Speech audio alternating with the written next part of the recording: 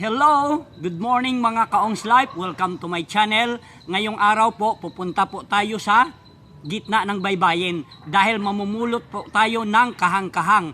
Ang kahang-kahang po, isang uri po to ng shell na kumakapit sa kawayan, dumidikit. Kaya ang gagawin natin, magdadampo tayo at saka mamimitas. Tara na, samahan nyo ako. Si Ricky Boy, pupunta na ng kanyang oyster farm yan,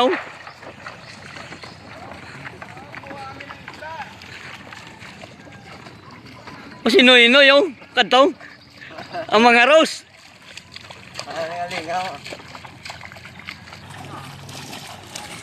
Kadto to. Sa pasimilihan. Hello, good morning my friend. Good morning. Neng! Mangaras kami, bye-bye! Ngati sa'yo na niya! Ito po kanya-kanya nilang silang bit-bit ng panggamit nila sa pag kaykay ng buhangin, Hindi na cross dito! Shout out! Ito si Manang Sali, pupunta rin ito sa kanyang munting oyster farm. Yan, dala-dala rin yung mga gamit niya sa pag ng oyster, kawayan, magre-repair yata to. Ma-repair ka lang? Oo. Harvest. Harvest daw siya, ma-harvest daw siya at saka mag-repair. Kita nyo kung gaano kasipag tao rito. Manang Sali, ilang taon ka na? 71 years old. 71 years old, malakas pa mag-harvest to ng kanyang oyster farm. May bagpak pa sa likod, kompleto parang pupunta sa away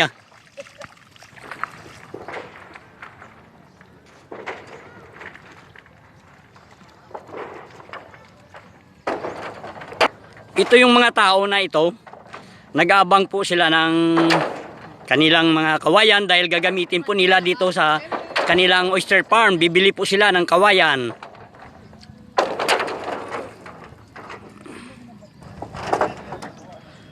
Nagbabayanihan po sila sa pag buhat ng kawayan dahil kanya-kanya po silang bili nito. Papatayuan nila ng kanilang munting oyster farm dito sa Barangay Madalag, Ibi, Magalunan, Negros Occidental. Attach ka sa PIPS.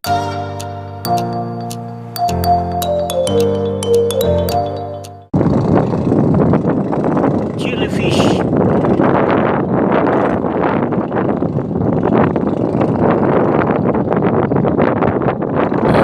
Si ate naghuhukay ng buhangin, kamay lang yung ginagamit niya. Ito na yung kuha ni ate Inday, na-enjoy ka ba sa ginahimo mo dire? Yes, of course na vlogger. Kapigado sa bungation. Lockdown pa sa Pinas. Wala may pangwaon. Di. Mga na lang kami din sa baybay. Kaya wala gid pangwaon sa bunga adlaw. Mga Kaongs Life, tingnan nyo, ang gaganda nito. Pero naghuhukay lang ng halaan para may pangulam. Magaganda ito, ganito kasi pagtao rito.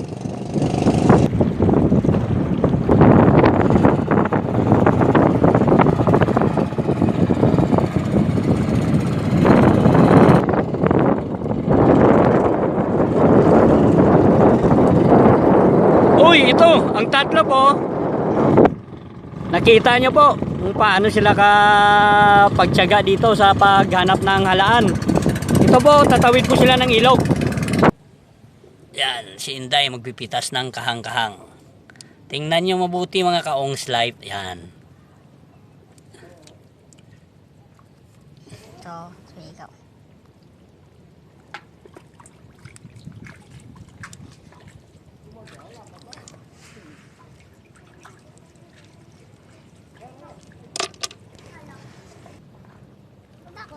Din? Ha? Nay? Saan? Ito ang laki Ang tawag po dito, umang-umang. May kasama ako, bata. Namumulot din siya ng kahang-kahang. Pang-ulam niya din po ito. May kasama akong dalawang bata.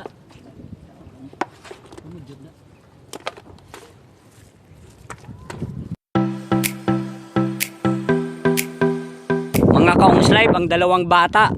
Dito lang po kami nagtagpo sa gitna ng baybayin ha. Dahil sila nangunguha rin. Namumulot din sila ng kahang-kahang. Gusto daw nila mamaya makasama ako sa pagluluto. Gusto din makita daw sila sa YouTube. Mag-artista daw sila eh.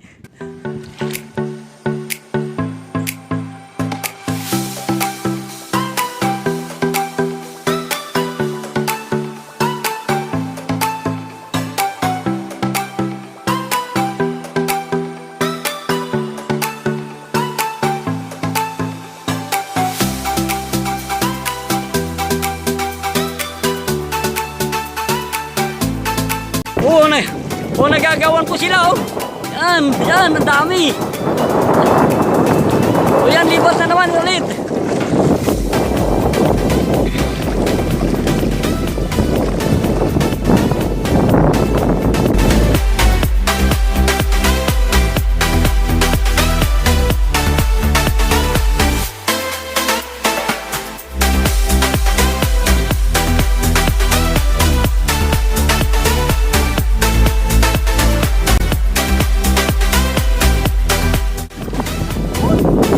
Yan, kuha, sa sunod.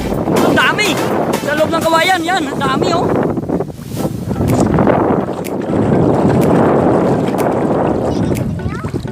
Yan, oh, si Mio, ang dami, oh. Yan. Ang daming pitas ni Mio.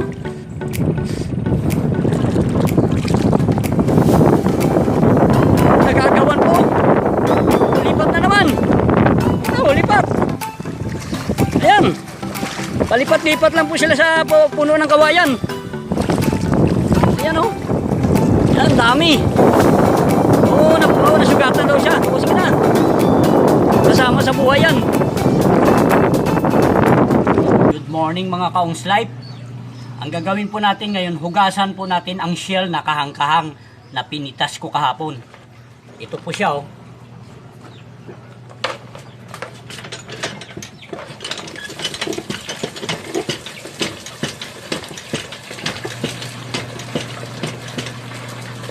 Ang ginagamit ko ditong puso ang ginagamit namin. Hugasan po natin siya. 2 bisis natin hugasan para malinis.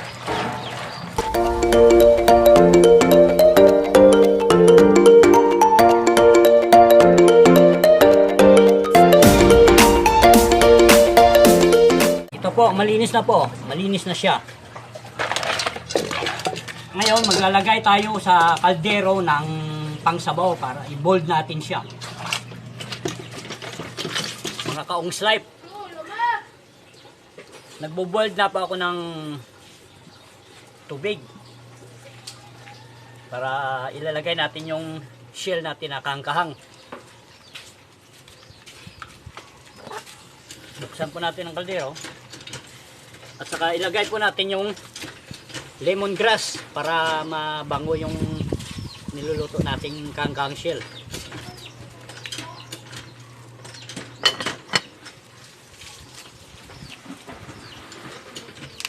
Kawayan lang yung panggatong ko. Hoy, may bisita ako. Ito yung kasama ko kahapon. 2 bata na namimitas ng kahang-kahang doon sa gitna ng baybayin. Si Edwin at saka si Anami. O yan o. Kararating lang po ito. Mga Kaongs Live. Buksan na po natin yung kaldero. Titingnan po natin kung nakulo na yung boiling water natin. Yan po, kumukulo na o kulong-kulo na. Mga Kaongs Live, gagamit po tayo ng screen na maliliit ang mata. Para dito natin ilalagay yung kahang-kahang. Para ma-estimate natin pag overcook siya or hindi. Kailangan po hindi siya ma-overcook dahil pag na-overcook ito, hindi natin makukuha yung laman nito sa kanyang shell.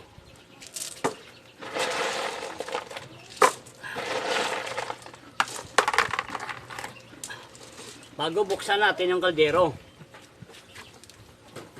Steam po siya. Mga kaong slipe, tingnan po natin yung boiling kangkang natin kung luto na.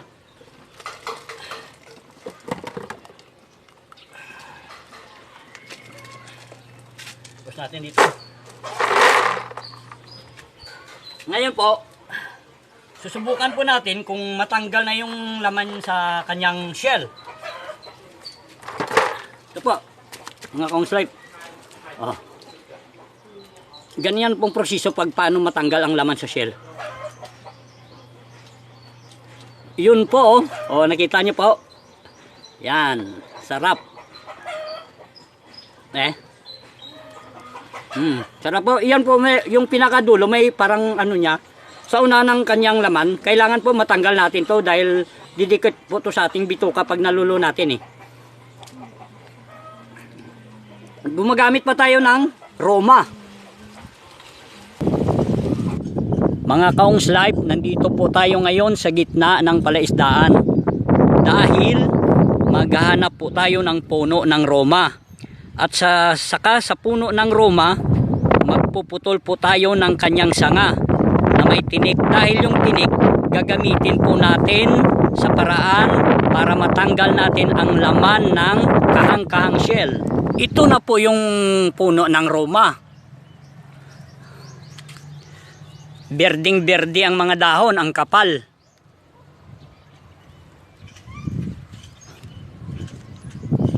Ito po yun ang kanyang bunga, mahahaba oh. At saka po ito na ang kanyang sanga, may tinik. Nakita nyo po yan, oh, matutulis. Ito po oh. Yan, matulis po yung tinik. Alam nyo ba, ang tinik ng Roma ay simbolo po ito nung ating Panginoong Hesukristo ipinako sa cross. Pinatong po niya sa kanyang ulo para po niligtas niya ang kasalanan ng mga tao. Ganito na po ang mangyari pag namatay na yung puno ng Roma. Yun na po, nakita nyo po, malinis, walang kadaon-dahon. O, ang daming tinik po yan oh.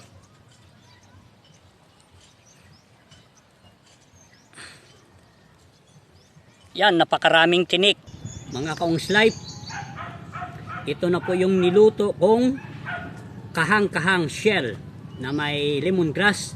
Kasama ko si, ano pangalan mo? Edwin. Si Edwin at saka si? Anami. O si Anami. Ito po, kakain na po kami.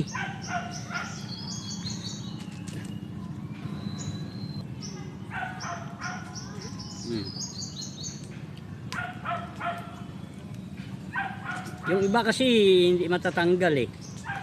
Oh.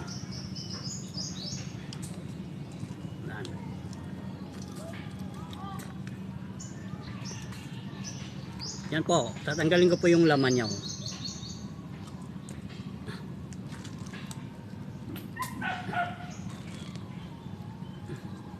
Ito po, paano ko, ayan po, ipasok natin yung tinik ng Roma. Tapos, ganun po natin oh. Yan, oh, nakita niyo po, oh, tanggal na po, oh. Yan, ito na pong pinakalaman yan. Laki daw, oh. Sumasabay awit ang mga ibon, ah. Inaawitan kami ng mga ibon, mga kaongs life, naririnig niyo? Yung mga ibon, habang kumakain kami, umaawit mga ibon. Oh, yan, oh. Kain ako ng kanin.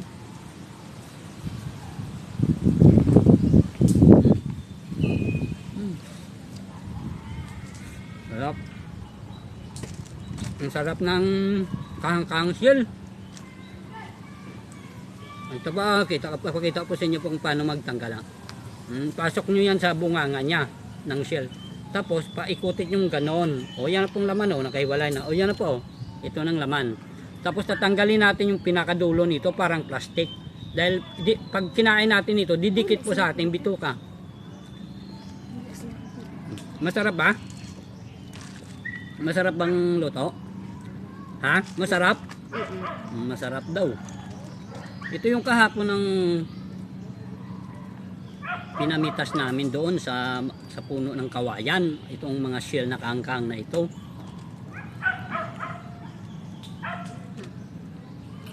Yan, ang laki daw. Ayan o, ang laki. Tingnan niyo po, ang laki ng laman.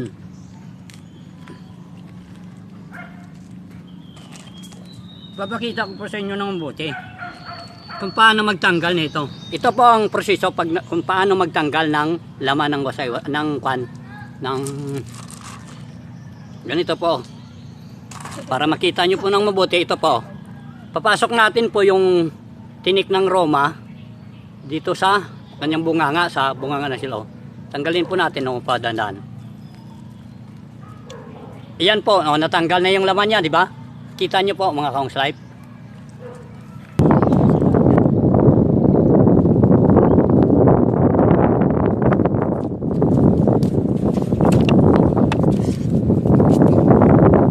Don't forget to subscribe, like and share my YouTube channel Ong's Life, and click the notification bell para updated po kayo sa video na i-share ko sa inyo. God bless and thank you for watching.